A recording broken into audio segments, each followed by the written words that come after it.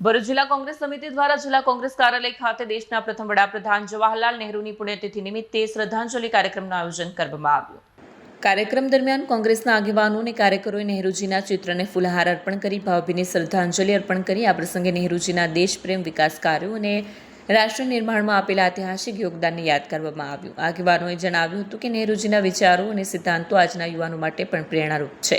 કાર્યક્રમમાં ભરૂચ શહેર કોંગ્રેસ સમિતિના ઝુબેર પટેલ, દિનેશ ખુમાણ સહિત કોંગ્રેસના અનેક આગેવાનો અને કાર્યકરો ઉપસ્થિત રહ્યા હતા।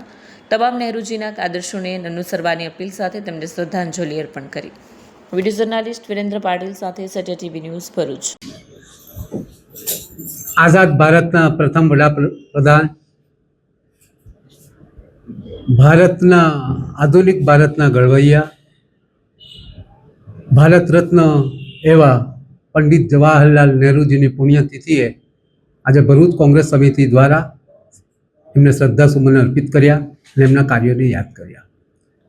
આઝાદ થયા પછી ભારતમાં 12% માત્ર લિટરસી રેટ હતો।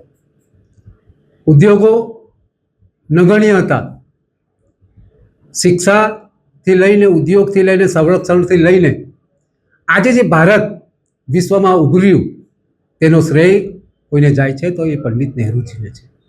આઈઆઈટી, આઈઆઈએમ, એમ્સ તેમજ ઉદ્યોગો, ડેમ્સ, રેલવે, રોડ, રસ્તા સંપૂર્ણ ભારત બનાવવામાં જો કોઈકનો ફાળો હોય તો એ પંડિત નહેરુજીનો છે અને આજે અમે સૌ એમને યાદ કરી રહ્યા છીએ, શ્રદ્ધાસુમન અર્પિત કરી રહ્યા છીએ।